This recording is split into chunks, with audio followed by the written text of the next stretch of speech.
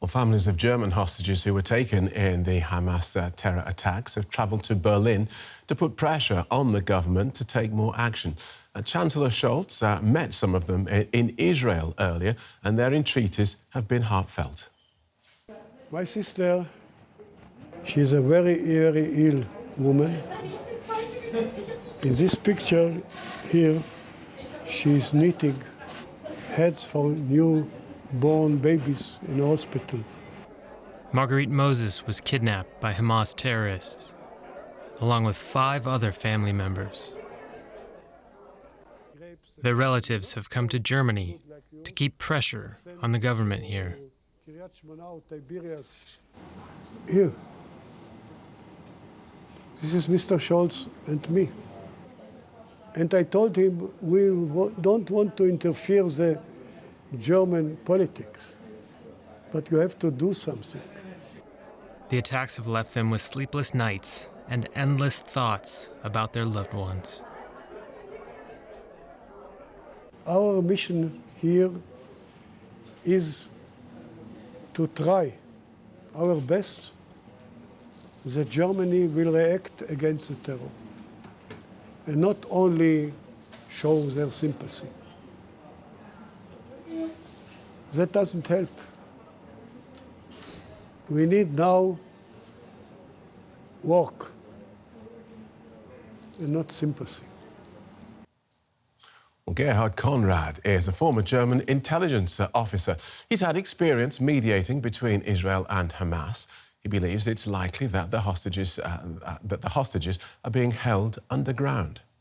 To all likelihood, they will be held in safe places underneath. That means in the tunnel system of Gaza, distributed possibly nowadays in the view of a forthcoming ground forces operation in the north of Gaza, possibly more in the south than in the north, but not in one place. That would be unlikely. And they will be placed in order to protect their abductors, the hostage takers, first of all. Explain to us what you mean by that. They will be placed to protect their abductors. That means in the proximity. That means in the proximity of, let's say, decision-making people of Hamas. That means military leadership, political leadership, as far as they are in Gaza. That means if you want to hit them, you risk hitting the hostages. So we're back to this notorious Hamas use of human shields. And again, we can only speculate, but you're pretty sure they're still inside the territory. They won't have been taken away.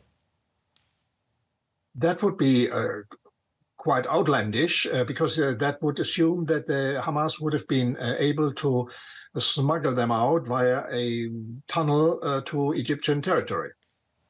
There are no other options. Right.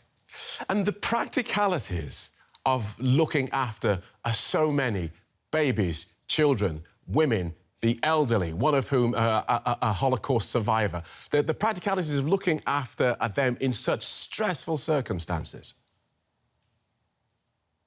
That is, to all likelihood, a challenge on the one hand. On the other hand, we could assume that Hamas is looking very well after themselves. That means they are privileged in terms of food, in terms of beverages, and so on. They won't share the same fate as their fellow Palestinians above. So it should be possible for them, although I could imagine that caring for the most vulnerable persons among the hostages might be a challenge, might be as well a reason for hopefully releasing them earlier than all the others. Right. And are we clear what Hamas wants in order for the hostages to be released? In principle, yes, although we will have to ask ourselves whether Hamas ever expected to have roughly 200 hostages, because, and of course, such a diverse, let's say, group of hostages, having binationals from quite a number of international actors, countries, foreign countries. So let's say the first aim now is just to keep them in order to safeguard their own lives. That means Hamas abductors' lives. The second aim might be then to negotiate or to enforce a kind of not benign but acceptable outcome of the war for them, for Hamas. And the third one, if they achieve that, is of course to negotiate within the frameworks we know the release of the maximum number of Palestinian prisoners in Israel. So, and you know, there are, let's say, 4,500 or possibly 6,000, we don't know. And they will for sure demand to have them released, all of them. Okay. Again, speculate for us. How do negotiations begin? Who talks to whom and how? Especially when both sides have said, we will not talk.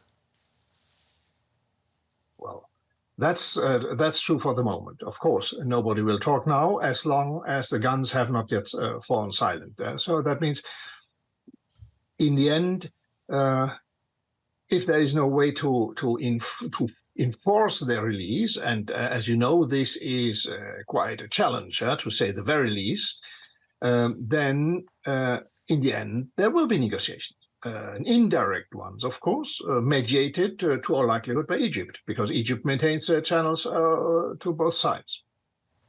Can we look at your own personal experience with the Israeli soldier Gilad Shalit? Hamas held him for 5 years, even rejecting requests from the Red Cross to visit him to check on his welfare. When you worked on those negotiations, what was the breakthrough? What was the thing that made you think, now we're starting to get somewhere? Well, as I said, if war one day is over, then Hamas, if it still exists, this is one of the questions.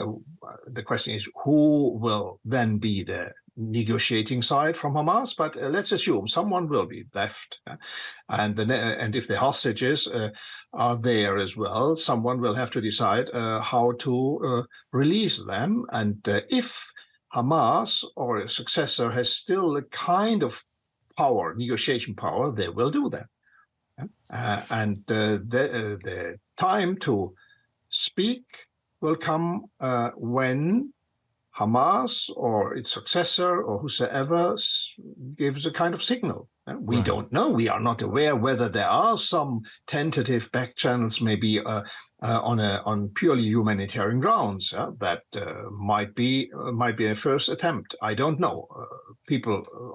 Countries, governments sometimes indicate that they're exercising their utmost efforts to do so. This might be just talk. I hope there is something behind of that. But at the time being, as I said, Hamas will insist, as long as it exists, to get kind of guarantees for their own survival. First basic line, and the second one is to demand the maximum of concessions from the Israeli side. That's the framework. Whether the framework can be upheld, that's a question. Thank you so much, mediator, hostage negotiator, Gerhard Conrad. Thank you. Thank you. Germany's president has met the families of German hostages being held by Hamas. Frank-Walter Steinmeier expressed his solidarity and tried to reassure them. It's important for me to have you here today as German president and to tell you, you belong to us. We stand by your side in these terrible hours, and we are doing everything in our power to help you. I can assure you, and you have already heard it from the Chancellor, that the German government is doing everything in its power to secure the release of your loved ones. And we are in close contact with all the key players in the region and also beyond it. Well, our senior political analyst, Melinda Crane, gave me her assessment of the German president's address. Deep empathy there at the beginning for the individual families and a very personal expression of compassion and sorrow from the president. And then toward the end, a very, very powerful condemnation of anti-Semitic attacks.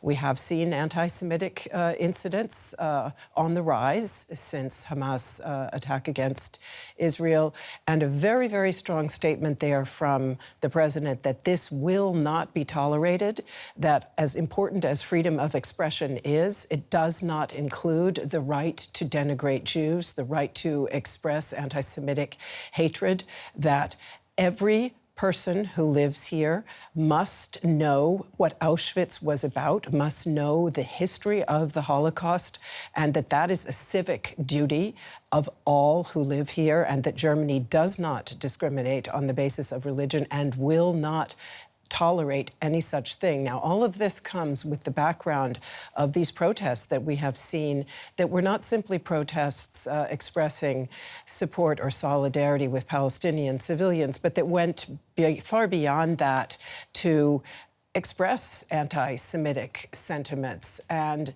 this is, as he said, something that Germany cannot and will not tolerate because, as he mentioned, the founding of the State of Israel is essentially part of the history of the Federal Republic of Germany, due to Germany's responsibility for the Holocaust, and therefore need for very, very strong action here. And I thought particularly those closing words, that will be a message that will be welcomed by many here in Germany who have been horrified to see, for example, Molotov cocktails thrown at a synagogue not far from where you and I are sitting at this moment, just this week.